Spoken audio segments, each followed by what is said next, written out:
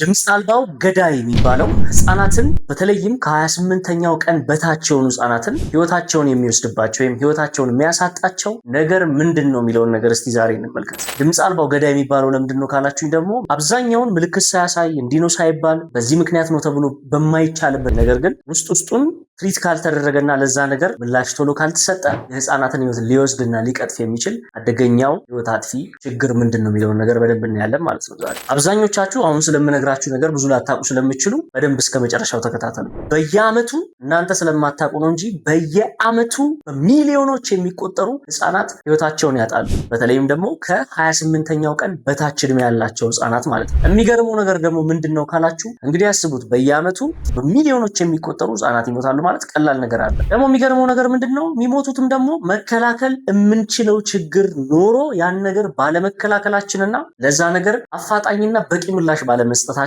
የሚመጣ ችግር መሆኑ ነው በጣም የሚያሳዝነው ማለት ነው። ስለዚህ እነዚህ ችግሮች ምንድናቸው? ምን መደረግ አለበት? ምንስ ናቸው? በምን አይነት መንገድ ሊታወቁ ይችላሉ? ምን ቢደረግላቸው ነው ደግሞ ከዚህ ነገር ነፃ የምንሆነው የሚለውን ነገር ደግሞ በደንብ ተከታተሉ። አሁን እንደዚህ በምናወራበት በዚች ደቂቃ ወይም በዚች ሰከንድ ምናልባትም አንድ ህፃን ልጅ ህይወቱን እያጣ እንደሆነ ማወቅ አለባችሁ። ለምን ካላችሁኝ አሁን በምነግራችሁ ችግር የተነሳ ማለት ነው። ያው እኛ አካባቢያችን ላይ ያለውን ነገር ብቻ ስለምናይ ሌላ ቦታ ምን እንደተፈጠረ ስለማናይ ከዛ የተነሳ ኢንፎርሜሽኑ ስለማይኖረን ነው እንጂ በዓለማችን ላይ በዚህ ሰዓት ህይወቱን እያጣ ያለ ህፃን ልጅ እንዳለ ማወቅ አለባችሁ። ስለዚህ በጣም ጠቃሚ መረጃ ስለሆነ ልጆች ያላችሁም ኦልሬዲ መውለድ የሚያሰባችሁ ምናልባትም ደግሞ ይሄ ነገር ስለሚጠቅማችሁ ይህንን መረጃ ለብዙዎች ሼር እያደረጋችሁ ተከታተሉኝ ማለት ነው። የመጀመሪያው የህፃናትን ነፍስ ሊነጥቅ ከሚችል ችግር መካከል ዋናና የመጀመሪያው ተብሎ የሚጠቀሰው ምንድን ነው? ያለ እድሜያቸው የሚወለዱ ህፃናት ለዚህ ነገር የተዳረጉ ናቸው። ስለዚህ ያለ እድሜ መወለድ የሚባለው ችግር ህፃናትን ህይወታቸውን ሊያሳጣቸው የሚችል አይነት ችግር መሆኑን በዚህ አጋጣሚ ማወቅ አለባችሁ። ያም ማለት ያለ እድሜያቸው ወይም ደግሞ ያለ ጊዜያቸው የተወለዱ ህፃናት በጠቅላላ ህይወታቸው ይጠፋል ወይም ደግሞ ይሞታሉ ማለት ሳይሆን፣ ነገር ግን ለዛ ችግር ለሞት ወይም ደግሞ ለከፍተኛ ችግር ሊዳርጋቸው ከሚችል ዋና ምክንያት አንደኛና በመጀመሪያ ደረጃ የሚቀመጠው ያለ እድሜያቸው መወለድ ነው ማለት ነው። አንድ ህፃን ልጅ ያለ እድሜ ወይም ደግሞ ያለ ጊዜው ሲወለድ ለምንድን ነው ለዚህ ነገር የሚጋለጠው? ለምንስ የመጀመሪያ ከፍተኛ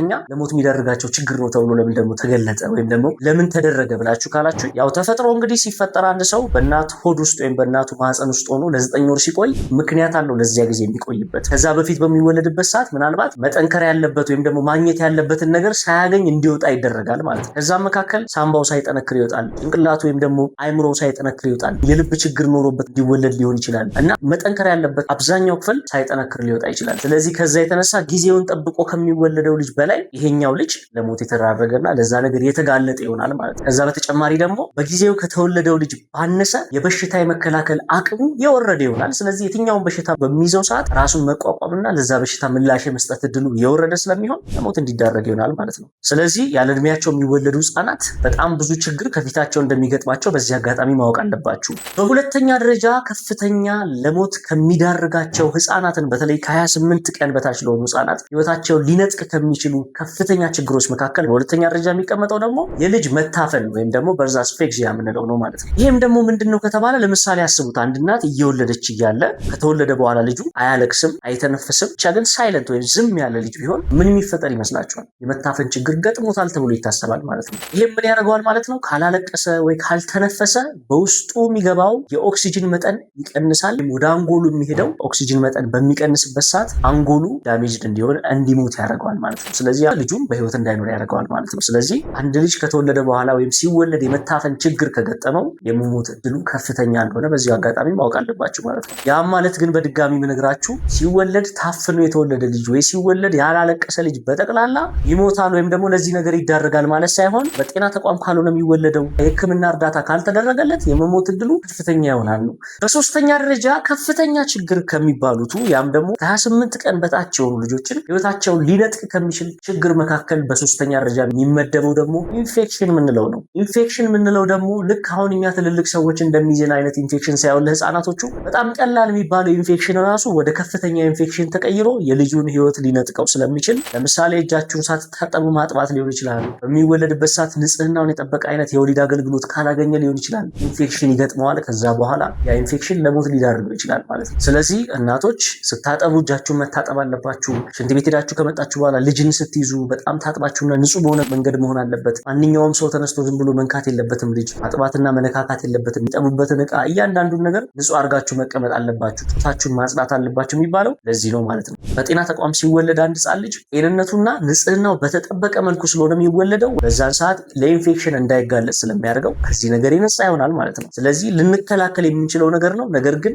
ይሄ ነገር ከተፈጠረ ልጁን ለሞት የሚዳርገው መሆኑንም ደግሞ ማወቅ አለባችሁ ማለት ነው። በአራተኛ ደረጃ የምናነሳው ደግሞ የአፈጣጠር ችግር ያለባቸው ሕፃናት ለሞት ከሚዳረጉበት ከፍተኛ ችግር መካከል በአራተኛ ደረጃ ይመደባል ማለት ነው። የአፈጣጠር ችግር ምንድን ነው ከተባለ ለምሳሌ ልቡ ላይ ችግር ካለበት፣ ሳምባው ላይ ችግር ካለበት፣ ኩላሊቱ ላይ ችግር ካለበት፣ አእምሮ ላይ ችግር ካለበት እና የመሳሰሉ ዋና ዋና የሰውነት አካሉ ላይ ችግር ካለበት ይሄ ልጅ ከተወለደ በኋላ እርዳታ ካልተደረገለት ምናልባትም እርዳታም ተደርጎለት ራሱ የሞት እድሉ ከፍተኛ ሊሆን የሚችልበት ሁኔታ ይኖራል ማለት ነው። ለምንድን ነው ካላችሁኝ ከወጣ በኋላ ለመኖር በሚያደርገው መፍጨርጨርና ከዛ በኋላ በውስጡ ያለው ግን የሰውነት አካሉ ለመኖር የሚያስችል ሳይሆን ሲቀር የዛ ልጅ ህይወት ጥያቄ ውስጥ ይገባል ማለት ነው። ነገር ግን ያም ማለት ሁሉም እንደዚህ አይነት ችግር ያለበት ሰው ህይወቱን ያጣል ማለት ሳይሆን የሕክምና እርዳታ ከተደረገለት የመኖር እድል በሰፊ መልኩ ይኖረዋል ማለት ነው። በአምስተኛ ደረጃ የምናነሳው ደግሞ ምንድነው ትክክለኛ ከሆነው ክብደት በታች የሆነ ሕፃን ልጅ ሲወለድ፣ ያም ማለት አንድ ልጅ ሲወለድ ሊኖረው ከሚገባው ክብደት መጠን በታች የሆነ ሕፃን ልጅ ሲወለድ ለሞት የመዳረግ እድሉ ከፍተኛ ይሆናል ማለት ነው። ያም ማለት አንድ ልጅ ሲወለድ ጊዜውን ጠብቆ ከሆነ የተወለደው ወይም ደግሞ በጊዜው ከ37ኛው ሳምንት በኋላ ከሆነ ከ2.5 እስከ 3.9 ወይም እስከ 4 መሆን አለበት። ነገር ግን ከ2.5 በሚወርድበት ሰዓት በተለይም ደግሞ ከሁለት ወደ ታች እያለ በሚወርድበት ሰዓት ይሄ ልጅ ከተወለደ በኋላ